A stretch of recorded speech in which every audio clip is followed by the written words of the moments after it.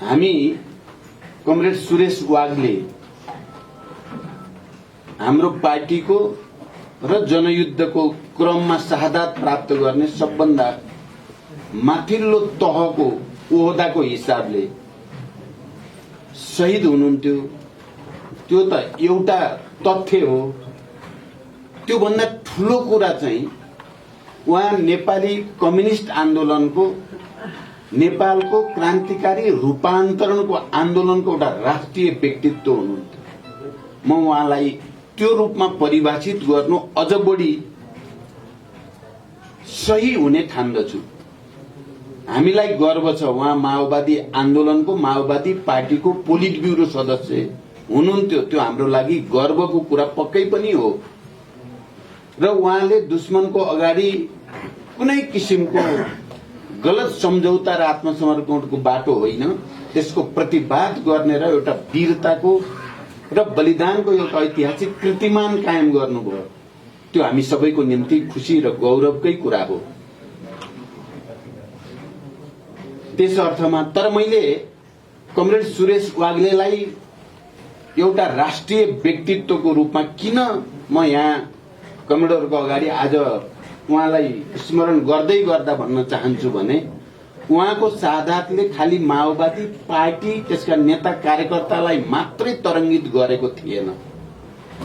त्यसले देशका तमाम बुद्धिजीवीहरू, राम्रो दिमाग भएका मान्छेहरू, इमानदार देशभक्तहरू, सबै वामपन्थी समूहमा रहेका नेता कार्यकर्ताहरू, वामपन्थी मात्रै होइन त्योभन्दा बाहिर रहेका लोकतन्त्रवादी गणतन्त्रवादी सबै शक्तिहरूले पनि कमरेड सुरेश वाग्लेको शहादत, उहाँको जसरी निर्मम हत्या भयो त्यति बेला प्रतिक्रियावादी सत्ताको तर्फबाट, त्यसप्रति आक्रोशहरू व्यक्त भए। त्यसो भएर उहाँ माओवादी पार्टीको मात्रै नेता हुनुहुन्थेन, उहाँ एउटा राष्ट्रिय व्यक्तित्व हुनुहुन्थ्यो र उहाँको शहादतले पक्कै पनि माओवादी आन्दोलनलाई नयाँ उचाइमा उठाउनको लागि गुणात्मक योगदान गर्यो। शहादत भयो, ठूलो क्षति भयो, हामी धेरै भावुक भयौं, त्यति बेला धेरै शोक मनायौं। तर उहाँको बलिदानले हजारौं हजार क्रान्तिकारीहरूलाई ऊर्जा प्रदान गर्यो, घरबाट बाहिर निकाल्यो र युद्धमा अझ ठूलो शक्तिको साथ सहभागी हुने प्रेरणा प्रदान गर्यो। यस अर्थमा कमरेड सुरेश वाग्ले नेपाली कम्युनिस्ट आन्दोलनको र नेपालको लोकतान्त्रिक आन्दोलनको पनि एउटा त्यस्तो व्यक्तित्व हो जसले आजको युगान्तकारी राजनीतिक परिवर्तनको जग हाल्नेमा महत्वपूर्ण भूमिका खेल्यो। हामीले कमरेड बासु र कमरेड बैरागी र हजारौं जनयुद्धका शहीदहरूलाई सम्झिँदै गर्दा यो तथ्यप्रति हाम्रो सबैको ध्यान जान जरुरी छ र हामीले त्यही सम्मान उहाँलाई दिनुपर्ने हुन्छ। समाजले दिएको पनि छ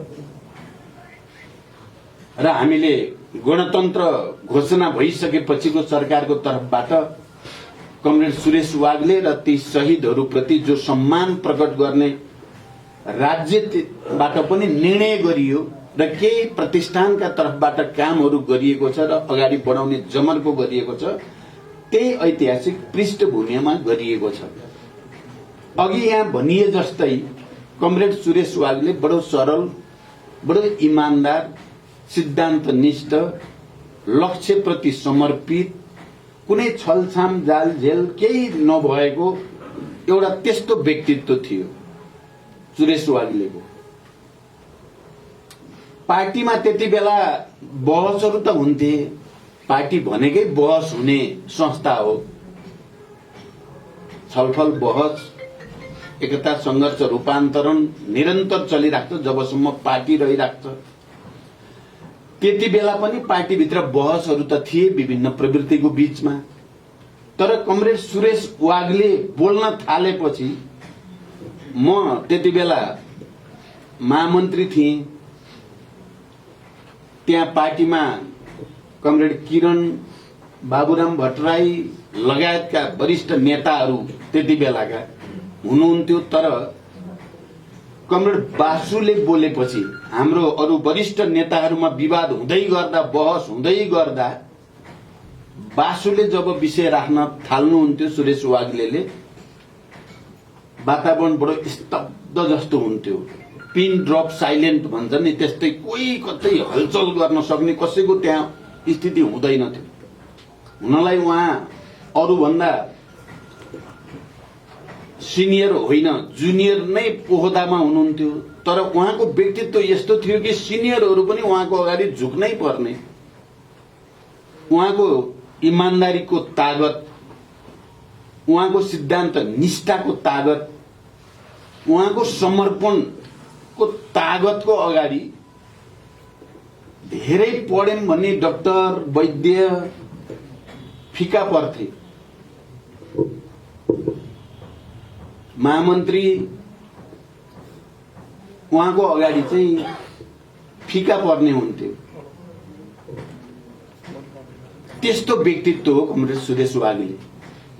अहिले कमरेड प्रकाशले ठिकै ढंगले भन्नुभयो, पार्टी अलग भए पनि उहाँको व्यक्तित्वले यसरी प्रभावित गर्थे सबैलाई। उहाँको बारेमा नेगेटिभ टिप्पणी कसैले गर्ने हिम्मत बाहिरी समाजले पनि गरेन। पार्टी र आन्दोलनको त कुरै छोड्देऊ, बाहिर कसैले पनि सकेन। त्यस्तो व्यक्तित्व बनेको थियो कमरेड सुरेश वाग्ले। एउटा शिक्षकको रूपमा उहाँले खेलेको भूमिका,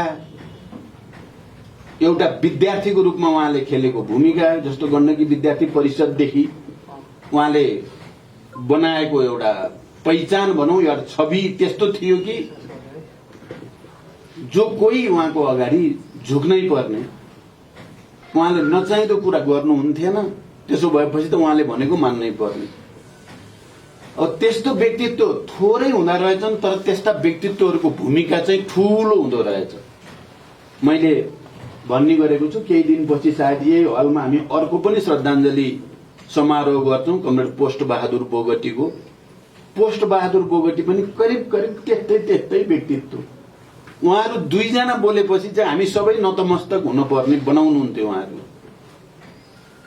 र पार्टीलाई सही ठाउँमा राखिराख्न, पार्टी एकतालाई सुदृढ गरिराख्न, पार्टीलाई क्रान्तिकारी दिशामा अगाडि बढाइराख्न यस्ता कमरेडहरूको निकै ठूलो भूमिका थियो।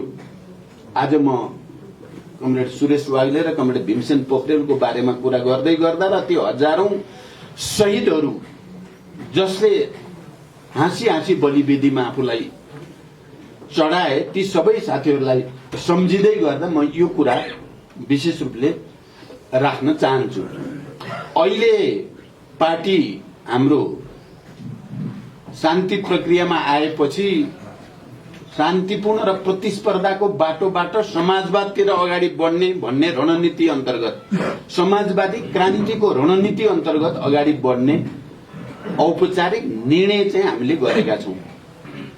यो चाहिँ अलि पहिलेदेखि नै सामन्तवाद र साम्राज्यवाद विरोधी जनवादी क्रान्ति नेपाली मौलिकतामा नेपालीपन सहित आधारभूत रूपले सफल भयो, तर त्यसका केही कामहरू अझै बाँकी छन्। जनवादी क्रान्तिका बाँकी कार्यभार, राष्ट्रिय स्वाधीनतासँग सम्बन्धित, दलाल पुँजीवादका विरुद्ध संघर्षसँग सम्बन्धित कामहरू समाजवादी क्रान्तिकै रणनीति अन्तर्गत अगाडि बढाउनु पर्छ भन्ने कुरा हामीले प्रष्टसँग भनेका छौं। र अहिले झन् केन्द्रीय समिति, भर्खरको केन्द्रीय समितिमा पारित प्रतिवेदन, विधान, यो सबैमा त यो कुरालाई सुस्पष्ट ढंगले अगाडि राख्न जमर्को गरिएको छ र त्यसलाई विकसित गर्ने, परिमार्जित गर्ने आउने राष्ट्रिय सम्मेलन र महाधिवेशनसम्म जाँदा हामीले यो देशमा वैचारिक राजनीतिक ढंगले एउटा महान बहस हुँदै एउटा महान दिशा निर्धारण गर्ने लक्ष्य राख्नुपर्छ भनेका छौं। र हामीले निर्धारण गर्ने, विकसित र परिमार्जित र संश्लेषित गर्ने विचारले राष्ट्रिय रूपमा मात्र होइन अन्तर्राष्ट्रिय डिबेट पनि ल्याउनेछ, ल्याउनु पर्छ भन्ने सोचेका छौं। आजको विश्वमा फेरि क्रान्ति प्रक्रियालाई अगाडि बढाउनको लागि हामीले विकास गर्ने विचारले एउटा डिबेट र एउटा दिशा निर्देशित गर्न सक्छ, गर्नुपर्छ। त्यो ठाउँमा हामी छौं भनेका छौं हामी। र यो पटक हामी यो पार्टीलाई रूपान्तरण गरी छाड्ने, यो पार्टीलाई क्रान्तिकारी दिशामा नै अगाडि बढाइ छान्ने भनेर एउटा संकल्पको साथ केन्द्रीय समिति र स्थायी समितिका बैठकहरू अगाडि बढाइएको छ र लगातार हाम्रा स्थायी समितिका कमरेडहरू र अन्य कमरेडहरू पनि केन्द्रीय समितिको त्यो भावभूमि त्यो स्पिरिट अनुसार कार्यविभाजनलाई व्यवस्थित गर्न लागिराख्नु भएको छ। हामी सबै लागिरहेका छौं।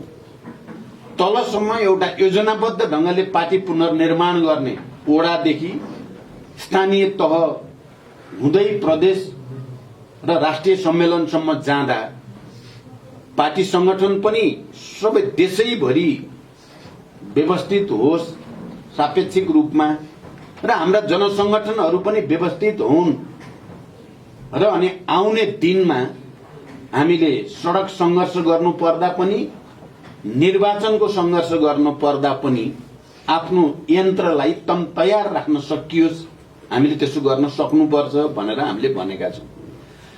हाम्रो पार्टी र हाम्रो विगत, हाम्रो विरासत चाहिँ अरूको जस्तो होइन। हामी अलि भिन्नै विचार, भिन्नै प्रवृत्ति, भिन्नै एजेन्डा र भिन्नै शैली संस्कारबाट अगाडि आएका हौं र हामी त्यसलाई अझ सुदृढ, अझ विकसित, अझ परिमार्जित गरेर जान चाहन्छौं। तर एउटा तीतो सत्य के चाहिँ हो भने हामी बिग्रेका छौं। हामी त्यस्ता छैनौं। जति बेला कमरेड सुरेश वाग्ले र कमरेड भीमसेन जस्ताले शहादत दिए या हजारौं शहीदहरू भए क्रान्तिको निम्ति, हामी चाहिँ त्यस्ता अहिले चाहिँ छैनौं। हामी निस्वार्थ रूपमा वर्गको निम्ति, सिद्धान्तको निम्ति, क्रान्तिको निम्ति, राष्ट्रको निम्ति समर्पित भएर लाग्ने र सबभन्दा अप्ठ्यारो काम आफूले जिम्मा लिन खोज्ने, लडाईँको अग्रपंक्तिमा, अग्र मोर्चामा म जान पाऊँ भनेर तछाड मछाड गर्ने जस्ता हामी अहिले छैनौं। हामी अहिले व्यक्तिगत पद, प्रतिष्ठा, पैसा, स्वार्थ, समूह, गुट बनाउने, आफूलाई व्यक्तिगत रूपले सुरक्षित राख्ने चिन्ताद्वारा हामी अलि बढी ग्रस्त छौं। हामी बिस्तारै बिस्तारै जसरी एमाले भन्ने पार्टी विचार शून्य छ, अहिले त्यहाँ विचारमा बहस पनि हुँदैन, विचारसँग मतलब पनि छैन, उनीहरूसँग चाहिँ पद प्राप्त गर्ने तरिका छ, राष्ट्रिय अन्तर्राष्ट्रिय साम्राज्यवादीहरूसँग साँठगाँठ गरेर पैसा डलर ल्याउने तरिका जानेका छन्। त्यो पैसा खर्च गरेर कसरी चाहिँ गुट बलियो बनाउन सकिन्छ भन्ने जानेका छन्। र चुनाव जित्न गर्नुपर्ने सामदाम दण्डभेद जाल झेल छल कपटमा अलि पारङ्गतै भएका छन् र उनीहरूको एकताको आधार विचार र राजनीति हुँदैन। अहिले लोगो हुन्छ। सूर्य त्यही हो, एमान सूर्य भएपछि सिद्धियो। अब त्यो सूर्यभित्र के भइसक्यो भन्ने कुरा त्यहाँ त्यस्तो डिबेट हुँदैन। अनि मदन भण्डारीलाई कसले त्यस्तो षड्यन्त्र गर्यो, त्यसको खोजी कसरी गर्ने, अपराधीलाई कसरी सजाय दिने भन्ने त्यहाँ चिन्ता हुँदैन। आफूलाई उत्तराधिकारी भन्नेहरू नै राष्ट्रपति र प्रधानमन्त्री हुँदा त्यसको बारेमा चर्चा हुँदैन, खोजी हुँदैन। के भएको हो मदन भण्डारीलाई? र मदन भण्डारीले कुन परिस्थितिमा विचारलाई के ल्याउन खोजेको र अहिले परिस्थिति कहाँ पुग्यो भन्ने चर्चा परिचर्चा बहस त्यहाँ हुँदैन। खाली हुन्छ मदन भण्डारी लोगो, त्यो मदन भण्डारीलाई प्रयोग गरेर पद प्राप्त गर्ने, सुविधा प्राप्त गर्ने, गुट बलियो बनाउने, त्यस्तो हुन्छ। त्यस्तै देखियो नि त। हामीले 3 वर्षदेखि त हामीले सकिन्छ कि त्यही पनि बदल्न भन्ठानेर त हामीले आँट त गरेकै हो। तर त्यहाँ त्यो प्रवृत्ति नै हावी देखियो। हुँदै हुँदै त्यो प्रवृत्ति कहाँ पुगेछ त भन्दा चाहिँ प्रतिक्रान्ति, प्रतिगमनकारी राम सीता लक्ष्मणको मूर्ति बोकेर हिँड्ने जलहरी रे कथा हो। मार्क्सवाद भन्न नहुने, समाजवादको नाम लिन धेरै नपाइने नहुने त्यस्तोमा गयो। नाम त मदन भण्डारीको लिएकै छ। फेरि जबज भनेपछि भयो। जबज के हो? जबज त्यसलाई विकास गर्नु पर्ने हो कि होइन? त्यसले के गर्यो के गरेन?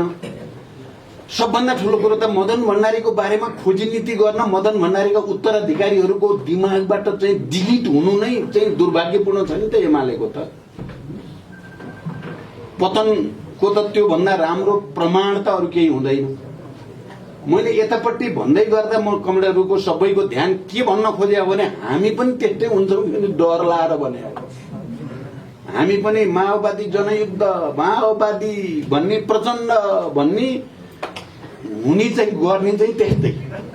हामी पनि पदको निम्ति पैसाको निम्ति प्रतिष्ठाको निम्ति गुट बलियो बनाउनुको निम्ति मरिहत्ते हाल्ने भनेपछि त हाम्रो पनि बिस्तारै माओवादी भन्ने चाहिँ लोगो होला जस्तो क्या, सूर्य भने जस्तै कुरा पनि हाम्रो पनि त्यस्तै होला कि यही बाटो गइराख्ने भने त हामी थाहै नपाइकन हाम्रो पार्टी क्रान्तिको चाहिँ एउटा निम्ति आवश्यक औजार होइन, प्रतिक्रान्तिलाई नै घुमाइ फिराइ सेवा गर्ने ठाउँमा पुग्ने हो कि यो खतरा बडो चाहिँ गम्भीर रूपले देखिएकै छ।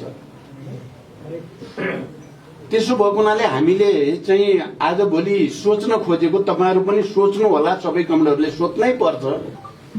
हामी पनि त्यस्तै हुने हो भने त यो पार्टी किन चाहियो भन्ने बहस उठेको छ।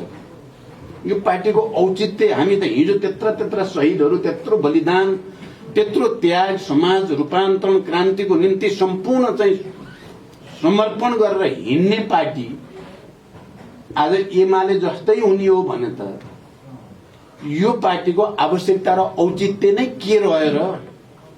बरु यो भन्दा राम्रो त यस्तो पार्टीलाई विघटन गरिदिनु हुन्छ। यदि त्यस्तै रहिराख्ने हो हामी भने, मैले भन्ने गरेको छु, मार्क्स एङ्गल्सले आफैले बनाएको कम्युनिस्ट इन्टरनेसनल गलत भयो, अवसरवादी धारतिर प्रवृत्तितिर गयो, सच्याउने सम्भावना रहेन। अब बल गर्दा नि सच्याउनै सकिने हुँदो रहेछ नि, मार्क्स एङ्गल्सले नसक्ने। वैज्ञानिक समाजवादका जन्मदाता आविष्कारक, द्वन्द्वात्मक तथा ऐतिहासिक भौतिकवादका आविष्कारकहरूले आफैले बनाएको इन्टरनेसनल आफैले सच्याउन नसक्ने, काम नलाग्ने पत्रु भयो भनेर विघटन भनेर चाहिँ लाइब्रेरीतिर जानुभयो कार्ल मार्क्स।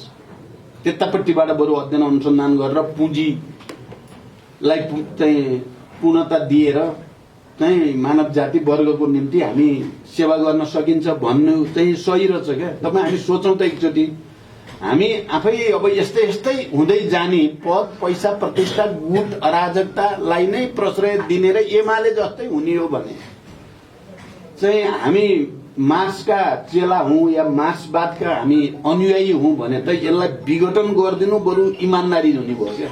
यस्तो पार्टी चलाएर जनतालाई धोका, जनतालाई हामी क्रान्ति गर्छौं भन्ने गर्ने चाहिँ प्रतिक्रान्ति भएपछि त धोका हो नि जनतालाई त।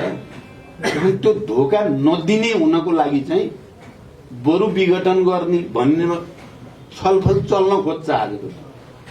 बरु चाहिएन नि।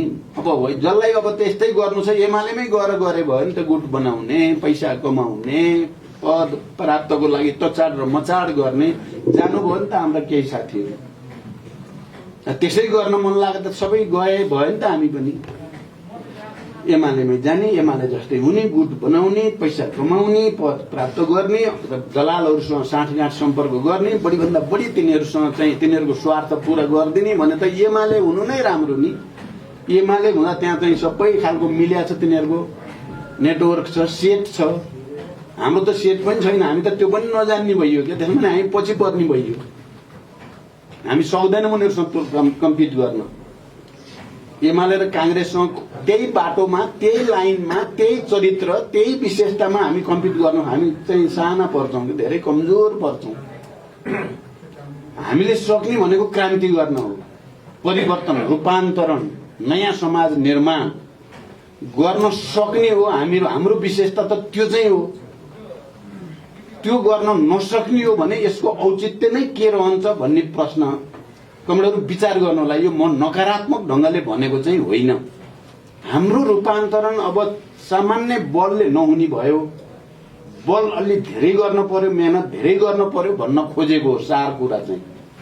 फेरि यति भनेर म अर्को एउटा पाठ भन्छु, हामी नै त्यो पार्टी हो फेरि जसले यहाँ प्रतिगमन हुन लायो, हिजोका आन्दोलनका, क्रान्तिका, जनयुद्धका उपलब्धिहरूमाथि घारे हात लाएर यसलाई खोज्न कोही आउँछ भने तुरुन्तै फिल्डमा सडकमा निक्लेर चाहिँ नाराबाजी गरेर भिडन्त गरेर अर्को खालको नयाँ खालको जनयुद्ध लडिहाल्न तयार हुने चाहिँ फेरि हामी नै हो। फेरि हाम्रै पार्टी, हाम्रै कार्यकर्ता, हाम्रै समर्थक जनता हो। यो पक्ष फेरि हाम्रो सिद्धिएको छैन। खतराको घन्टी उतापट्टि बजिराखे पनि फेरि सकारात्मक पाठ चाहिँ हाम्रो के छ भने हामी त्यसो गर्छौं। अहिले पनि हाम्रो भित्र चाहिँ आन्दोलन गर्ने, परिवर्तनको निम्ति, अन्याय अत्याचार विदेशी हस्तक्षेपका विरुद्ध लड्ने पार्टीले कार्यक्रम बनाएर ल्यायो, नेतृत्वले लड्न जानु पर्यो भन्ने हो भने मलाई लाग्छ जराक जुरुक हामी उठ्नेमा छौं। फेरि हामी बिग्रेका छौं, तर फेरि हामीलाई त्यो क्रान्ति मोह, परिवर्तन र जनता र राष्ट्रप्रतिको जिम्मेवारी बोध चाहिँ मनबाट गएको चाहिँ छैन। व्यवहार चाहिँ दिन प्रतिदिन अर्कोतिर कदम चाहिँ अर्कोतिर बढिरहेका छन्, तर मनभित्र चाहिँ फेरि हाम्रो त्यो छ। र पार्टीले, लिडरशिपले यदि चाहिँ परिवर्तनको निम्ति चाहिँ आह्वान गर्यो भने हामी जराक जुरुक उठेर फेरि प्रतिक्रियावादीहरूको सातपुत्लो खान सक्ने तागत यही पार्टीसँग छ। यो चाहिँ फेरि हामी सबैको निम्ति एउटा उज्यालो भविष्यको शुभ संकेत हो, हामी सबैको निम्ति गौरवको कुरा हो। यो कुरा पछिल्लो चोटि राम्रै प्रमाणित भयो। हामी नेकपा एमालेसँग एकता गर्यौं, हाम्रो सपना थियो एमाले भित्र भएका इमानदार कम्युनिस्टहरूलाई पनि हामी नेतृत्व गर्न सक्छौं, रूपान्तरण गर्न सक्छौं, एउटा विशाल कम्युनिस्ट पार्टी बनाएर नयाँ तरिकाले समाजवाद निर्माण गर्न सक्छौं भनेर गरे हैन। अब हामीले एकता, हामीले आत्मसमर्पण गर्न एकता गरे त होइन। बरु राजनीतिक प्रतिवेदन र त्यति बेलाको विधान हेर्नुभयो, कमरेडले हेरिराख्नु भएकै होला। हेर्यो भने त्यो चाहिँ क्रान्तिकारी नै छ, प्रतिवेदन क्रान्तिकारी नै छ, विधान क्रान्तिकारी नै छ। माओवादी जनयुद्धले नै यो देशमा जागरण ल्यायो। उत्पीडित वर्ग, जाति, क्षेत्र, लिङ्ग, समुदायमा एउटा ठूलो राजनीतिक जागरण माओवादी जनयुद्धले ल्यायो भन्नेमा केपीले हस्ताक्षर गरेका छन्। संघीय लोकतान्त्रिक गणतन्त्र स्थापनामा मुख्य भूमिका माओवादी जनयुद्धकै हो भन्ने कुरामा केपीले हस्ताक्षर गरेका छन्। राजनीतिक प्रतिवेदन ड्राफ्टकर्ता यही हुनुहुन्छ। त्यहाँ त हामीले गल्ती गरे त होइन। हाम्रो आँट थियो के भने सबैलाई चाहिँ रूपान्तरण गरेर क्रान्तिकारी बनाएर यो देशलाई 30-40 वर्षसम्म हामीले लिड गर्छौं र समाजवाद चाहिँ हाम्रै अभियान अन्तर्गत ल्याउँछौं भन्ने सपना थियो। तर धोका भयो। केपी ओली धेरै पर गइसकेको र केपी ओलीको पछाडि जो जम्मा भएका रहेछन् ती भयभरका प्रतिक्रियावादी जति केपी ओली वरिपरि गोलबन्द भए। हिजोका राजावादी, सामन्तवादी, साम्राज्यवादी, प्रतिक्रियावादी, प्रतिक्रान्तिकारी, अवसरवादी जति सब गोलबन्द छन् त्यहाँ। त्यसपछि त्यसका विरुद्ध विद्रोहको झण्डा पनि हामीले नै उठायौं। फेरि एकताको झण्डा हामीले नै प्रस्तावित गर्यौं र गलत प्रवृत्तिका विरुद्ध निर्ममतापूर्वक लड्नुपर्छ, अर्को उपाय छैन भन्ने भएपछि हामी लड्यौं। पार्टी केन्द्रमा त हामी लड्यौं, सचिवालयमा, स्थायी समितिमा, केन्द्रीय समितिमा लड्यौं। लड्दा चाहिँ बडो खुसीको कुरा र हामीले गर्व गर्ने कुरा के हो भने हामी मात्रै माओवादी मात्रै लड्या होइन, पूर्व एमालेको पनि ठूलो हिस्सा त्यो निरङ्कुशता र प्रतिगमनका विरुद्ध, केपी ओली प्रवृत्तिका विरुद्ध दलसँग लडेकै हो। लडेकोले त लडेको भन्नु पर्यो नि। तपाई हामी देशव्यापी अभियानमा, हामी झलनाथ माधवहरू जुन अभियानमा हामी हिँड्यौं, हाम्रो भाषा एउटै थियो, प्रस्तुति एउटै थियो। प्रतिक्रान्ति हो, सहन सकिँदैन, मानिँदैन भन्ने थियो नि। संसद विघटन पहिलोचोटि भएपछि त्यति मात्रै होइन, केन्द्रीय समितिको चाहिँ ठूलो बहुमतद्वारा कारबाही गरियो केपीको निरङ्कुशता माथि। वैधानिक ढंगले पनि गरियो, राजनैतिक मात्रै होइन आधिकारिक ढंगले पनि गरियो। संसदको बहुमत हस्ताक्षरद्वारा संसदीय दलको नेताबाट नै हटाइयो, अर्को नेता चुनियो र त्यही नेता प्रधानमन्त्री हुने कुरा निश्चित भयो। यो कुनै छिपेको कुरा होइन, निश्चितै भयो। तर प्रतिक्रियावादी षड्यन्त्र, देशभित्र बाहिरको सेटिङ फेटिङ केले चाहिँ हामीलाई यो स्थितिमा पुर्यायो। मेरो भनाइको मतलब के भने हामी हारेको होइन भन्न खोजे, हामी हारेकै होइन, हामीले जितेको हो भन्ने गर्वको साथ हामी जानु पर्यो। र त्यति बेला पहिलो संसद विघटन या दोस्रो संसद विघटन पछि हामीले जो अपिल गर्यौं, देशभरिको हाम्रो पार्टीका नेता कार्यकर्ताहरू निसंकोच बिना हिचकिचाहट बडो उत्साहको साथ, परिस्थिति त प्रतिकूल हो नि, अनुकूल त परिस्थिति त होइन, बिग्रिन थालेको पार्टी हो, तर चाहिँ जागरण यस्तो देखा पर्यो। हामी माघ 28 गतेको काठमाडौँको सभा हेर्दा त 62-63 को झल्को आउने भयो। त्यो त विशाल जनताको महासागरै उर्लेर आएको छ देशैभरि र हामी त्यसको नेतृत्वमा छौं भनेपछि अर्को पाठ फेरि हाम्रो के छ भने रूपान्तरणको सम्भावना भएको, परिवर्तनको पक्षमा जाने र शहीदहरूको त्याग र बलिदानलाई सम्मान गर्न सक्ने पार्टी हामी नै हो। यो कुरा पनि पुष्टि भएको छ। फेरि अब हामी अहिले कता कता यो गलत व्यवहार शैली र सही विचार र राजनीति, विचार र राजनीतिले हामी संहिता, गणतन्त्र, धर्म, समाजवाद उन्मुख अर्थतन्त्र, उत्पादनको निम्ति संघर्ष, श्रमसँग सम्बन्ध इत्यादि ठिकै कुरा गरेका छौं। हामी व्यवहार हेर्यो भने संसद आज अलिकति संसदवाद, भोलि अलिकति संसदवाद हुँदै एमाले भइरहेका छौं। फेरि आन्दोलन गर्ने भन्यो भने जुरुक्कै उठेर सडकमा हाम फाल्छौं, अनि यतापट्टि सत्ताको कुरा आउँदाखेरि फेरि हामी संसदवादीतिर जस्तै देखिन्छौं। यस्तो दोसाँधमा जस्तो हाम्रो पार्टी परेछ। अब यो भन्दा अलि उतापट्टि गयो भने एमाले हुन्छ, माओवादी सिद्धिन्छ। यो भन्दाबाट अलिकति चाहिँ बायाँतिर ढल्क्यो भने यो क्रान्तिकारी महान पार्टी भएर फेरि एकचोटि देशलाई झकझ्याकाएर नेतृत्व गर्न सक्छ। त्यसकारण हामी अहिले केन्द्रीय समितिले भनेको, हामीले शहीदहरूप्रति सम्मान गर्दा, श्रद्धाञ्जली गर्दा अपिल गर्न खोजेको कुरा यो छ। कमरेड, हामीले आत्मसमीक्षा गरेका छौं, हामीले पनि गल्ती गर्यौं। तपाईहरुले हेर्नुभयो 19 पृष्ठ लामो केपी प्रवृत्तिका विरुद्धको संघर्षको दस्तावेजमा गल्ती हामीबाट पनि भयो भनेर खुलस्त भनिएको छ। माघ 28 को आमसभामा हामीले बोल्दाखेरि पनि हामीले भनेका छौं हाम्रा पनि त्रुटि भए। समयमै यसलाई चाहिँ नेस्तनाबुद गर्ने कुरामा हामी अलि उदार भएर अलिअलि चाहिँ अनावश्यक सम्झौता पनि हामीले गर्यौं र गलत प्रवृत्तिले त्यहाँनिर चाहिँ हावी हुने मौका पायो भनेर पनि हामीले भनेका छौं। हामी कम्युनिस्ट हौं, गल्तीलाई गल्ती स्वीकार्न हामीलाई कुनै अप्ठ्यारो छैन। हामी इमानदार छौं राष्ट्र र जनता प्रति, त्यसकारण हामीलाई केही अप्ठ्यारो छैन। तर त्यसको गर्नुको हाम्रो मकसद चाहिँ रूपान्तरण नै हो, क्रान्तिकारी दिशामा। अहिले हामी जनयुद्धतिर त जाँदै छैनौं, अहिले परिस्थिति पनि त्यो छैन, शान्तिपूर्ण र प्रतिस्पर्धामै छ। म कमरेडलाई अब अन्तिममा के भनेर चाहिँ यो श्रद्धाञ्जली सभालाई अन्त्य गर्न चाहन्छु भने, हामीले यो संविधान बनाउने बेलामा हामी केही नोट अफ डिसेन्ट दर्ता गरेका छौं संविधान सभामा।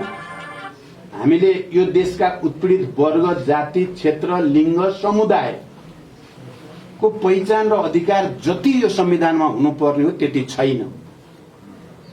त्यसैले आउने दिनमा यो संविधानलाई संशोधन र परिमार्जन गरेर ती वर्ग र जातिका मुद्दालाई अझ राम्रोसँग सम्बोधन गरिनुपर्छ भन्ने राखेका छौं। हामीले निर्वाचन प्रणाली जस्तो छ, यो बुर्जुवा निर्वाचन प्रणालीले जनतालाई सत्ताको मालिक बनाउँदैन।